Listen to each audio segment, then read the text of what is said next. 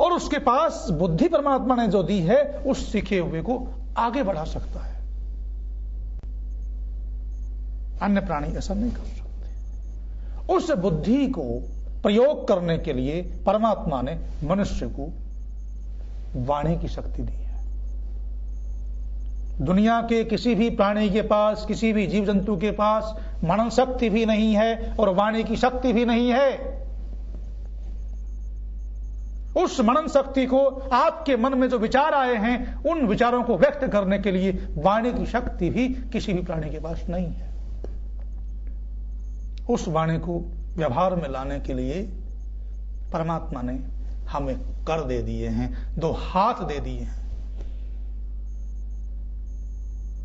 मनन शक्ति, वाणी की शक्ति और पानी की शक्ति।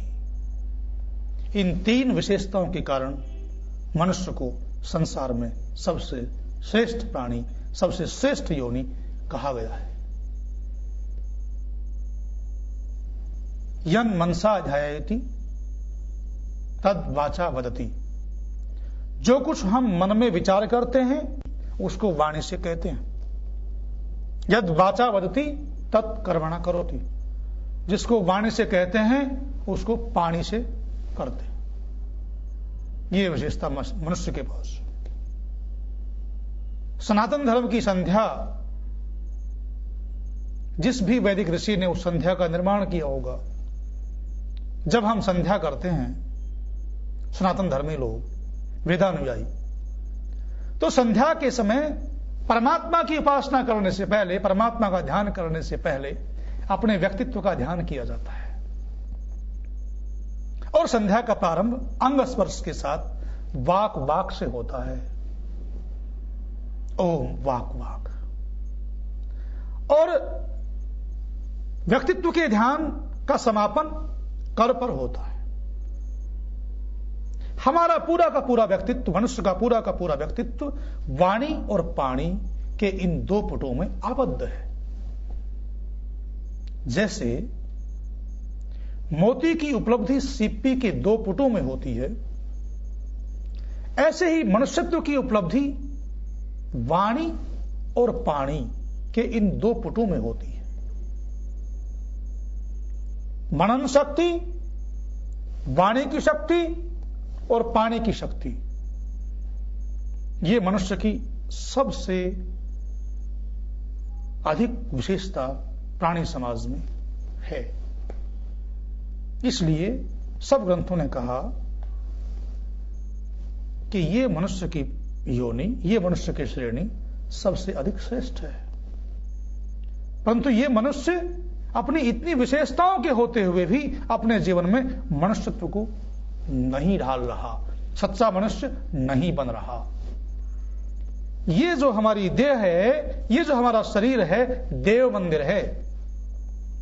परमपिता परमात्मा ने ऐसा कहते हैं कि फुर्सत के क्षणों में बैठ करके इस देह को, इस शरीर को बनाया है। ऐसा उपनिषदों में कथा आती है कि जब प्रजापिता ब्रह्मा परमात्मा जीवों का निर्माण कर रहे थे, जीवों की देहों का निर्माण कर रहे थे, शरीरों का निर्माण कर रहे थे, जब मनुष्य की देह का निर्माण करने का समय आया तो मनुष्य से पूछते हैं परमात्मा कि तुम्हें कैसा शरीर चाहिए, और उसको अनेक प्रकार के शरीरों को दिखाया गया प्रजापिता ब्रह्मा के द्वारा। उपनिषदों में कथा आती है, ब्राह्मण ग्रंथों में, ऐत्रेय ब्राह्मण ग्रंथ में भी आती है। कहते हैं मनुष्य ने परमात्मा के द्वारा दिखाए हुए अनेक शरीरों को पसंद नहीं किया। घोड़ा दिखाया गया, हाथी का शरीर दिखाया गया, उसको पसंद नहीं किया, मना कर दिया कि नहीं। सबसे अंत में परमात्मा ने, प्रजापिता ब्रह्मा ने, ये जो शरीर है हमारा, दो हाथों वाला, दो पैरों वाला, मनन शक्ति, वाणी और पानी की शक्ति से युक्त, इस शरीर को दिखाया। प्रजापिता ब्रह्मा कहते हैं ये कुछ अच्छा लगता है क्या, ये पसंद है? वो मनुष्य कहता है कि हां, ये अच्छा लगता है, ये कुछ कुछ अच्छा लगता है, ये दे दो हमें। तो कहते हैं जितने भी देवता थे, मनुष्य ने इस शरीर को पसंद कर लिया, तो मनुष्य ने इस शरीर को पसंद कर लिया, जीवात्मा इसमें प्रविष्ट हो गया, और जीवात्मा के साथ साथ उपनिषदों में कथा आती है कि अनेक देवता इस शरीर में प्रविष्ट हो गए। कहते हैं अग्निर्वाग भूत्वा मुखम प्राविशत, अग्नि देवता वाणी बनकर मुख में प्रविष्ट हो गया। और कहते हैं वायु प्राणो भूत्वा नासिके प्राविशत, वायु प्राण बनकर के नासिका में प्रविष्ट हो गए वायु देवता। और कहते हैं आदित्य चक्षु भूत्वा अक्षिणी प्राविशत, आदित्य सूर्य देवता चक्षु बनकर के आंखों में प्रविष्ट हो गए। और कहते हैं दिशा श्रोत्रम भूत्वा कर्णौ प्राविशत, दिशाएं श्रोत्र बनकर के कानों में प्रविष्ट हो गई। औषधि वनस्पतया लोमानी भूत्वा त्वचे प्राविशत, औषधियां और वनस्पतियां लोम बनकर के त्वचा में प्रविष्ट हो गई। चंद्रमा मनो भूत्वा हृदय प्राविशत, चंद्रमा मन बन करके हृदय में प्रविष्ट हो गया। मृत्यु अपानो भूत्वा नाभिम प्राविशत, मृत्यु अपान बन करके नाभि में प्रविष्ट हो गया। आप रेतो भूत्वा शिष्णम प्राविशत, और जल रेत बन करके शक्ति बन करके जननांगों में प्रविष्ट हो गया। सभी देवताओं ने इस मनुष्य देह को अपना आवास स्थल बना लिया। इसलिए कहा गया कि यह शरीर देव मंदिर है। ये जो देव मंदिर, ये शरीर जिसमें अनेक देवताओं का वास है, हर इंद्रिय में किसी न किसी देवता ने प्रवेश किया हुआ है, ये जो मनुष्य को मिला है, क्योंकि ये देवताओं का मंदिर है, ये देवताओं की नौका है, इसे देवी नौका भी वेदों में कहा गया है। देवी नौका होने से, देव मंदिर होने से, अयोध्यापुरी भी इस शरीर का नाम है, अयोध्या होने से, और नाना प्रकार की अन्य प्राणियों से विशेषताओं के होने से इस मनुष्य शरीर को, इस मनुष्य के देह को सब प्राणियों से सुंदर श्रेष्ठ कहा गया।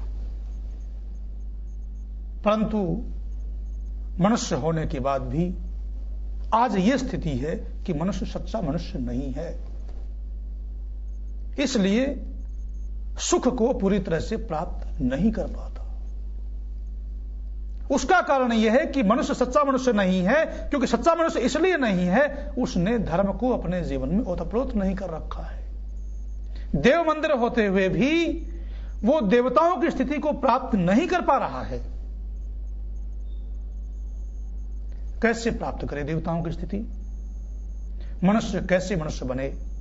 मनुष्य को मनुष्य बनाने की योजना वैदिक ऋषियों की योजना है। मनुष्य को मनुष्य बनाने की योजना वेद की योजना है।